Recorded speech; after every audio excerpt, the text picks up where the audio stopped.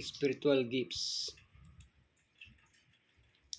Pursue love and earnestly desire the spiritual gifts, especially that you may prophesy. It is clear that the church in Corinth was divided on various issues. They disagreed about the preachers, about how to eat, about whether to marry or remain single, and about which of the spiritual gifts should be most honored. Once he has answered the initial problems, Paul shows how spiritual gifts go from being a problem to being a means of unity. Which gift is the best? None. Why? Spiritual gifts. Many gifts, one giver. Many members, one body. The unifying element, the excellence of love. Special gifts, the gift of gifts, the gift of prophecy, the gift of tongues pala. Spiritual gifts. Many gifts, one giver. But there are differences of gifts, but the same Spirit. Who gives spiritual gifts? There are differences, gifts, ministries, workings, but the same Spirit, Lord Elohim. To help us understand the relationship between spiritual gifts and their giver, Paul uses three terms to identify them, highlighting their diversity, gifts, ministries, and operations. However, the giver is one, the Holy Spirit, the Lord Yeshua, and Elohim the Father, that is to say, the deity working in unison. But Elohim does not bestow gifts as the Greco-Roman gods did. There is no ecstasy, nor a hierarchical selection of the recipients of the gifts, such as, for example, prestige. Why does Elohim give different gifts to different people?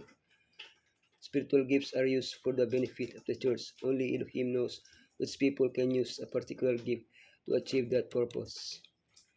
What gifts does Paul give us? Give us examples among the many others that exist. Words of wisdom, word of knowledge, faith, help to perform miracles, service, teaching, exhortation, generosity, leadership, mercy, apostleship, evangelism, pastorate, and master's degree. Many members, one body. Just as a body, though one has many parts, but all its many parts form one body, as it is with Messiah. Elohim is one, but each member of the Godhead has its own function. Likewise, the church is one, but each component of it has its own function as part of the body of Messiah on earth. Paul uses the analogy of the human body as the church to highlight unity in diversity. The eye has the gift of sight, but the ear does not.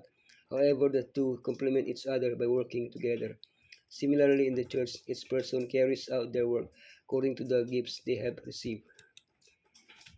This implies that everyone is needed, that no one is greater than another, that everyone should care about the well-being of others, and that everyone should work for the unity of the church. The unifying element.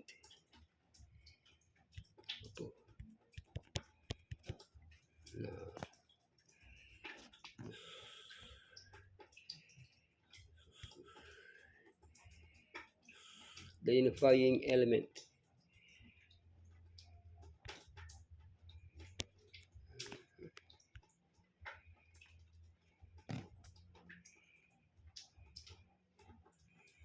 The excellence of love. Now eagerly desire the greater gifts, and yet I will show you the most excellent way. Love is not a gift, but the most excellent way. It is a fruit of the Holy Spirit in the life of the believer. Spiritual gifts can only be used properly through love. The gift of tongue without love is a resounding gong or a changing cymbal. The gift of prophecy, the gift of knowledge, and the gift of faith without love are nothing. The gift of generosity and the gift of martyrdom without love are worthless. 1 Corinthians 13:4-7 provides a solid guide for proper conduct in the practice of spiritual gifts. What love does. He is patient. He is kind. He rejoices in the truth. Excuses everything. He believes everything. everything awaits. It endures all things. What love does not do. He is not envious. He is not boastful. He is not proud. He is not rude. It's not selfish. He doesn't get angry easily. He doesn't hold a grudge. He does not delight in evil. Special gifts. The gift of thanks. For this reason, the one who speaks in a tongue should pray that they may interpret what they say. Paul's emphasis on the gift of tongue and its proper use implies that it was being misused by members of the Corinthian church, causing disorder and confusion in public worship. The gift of tongues is the ability to speak human or angelic languages unknown to the person. When this language is unknown to the listener, it needs interpretation. Paul's desire that all should speak in tongue has been misinterpreted by those who think that we should all have that gift. In reality, this longing encompasses all the gifts. Paul had already made it clear that now to each one, the manifestation of the Spirit is given for the common good. Therefore, not everyone receives the same gifts. The gift of prophecy. But that one thing who prophesies speaks to people for the strengthening, encouraging, and comfort. You must not limit the gift of prophecy to predicting future events. The primary use of the gift of prophecy is for edification, exhortation, and consolation.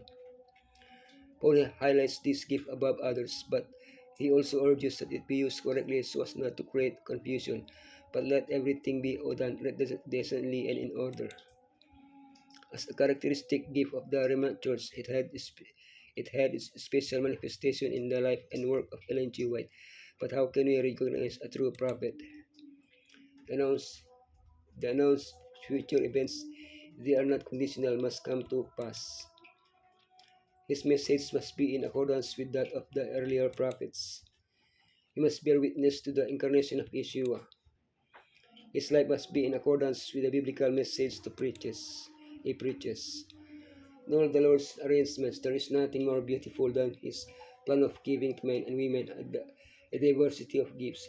The church is His garden, adorned with a variety of trees, plants, and flowers. He does not expect the hyssop to assume the proportions of the cedar, nor the olive to reach the height of the stately palm.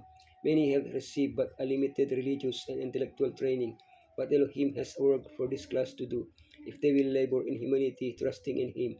Different gifts are imparted to different ones, that the workers may feel their need of one another.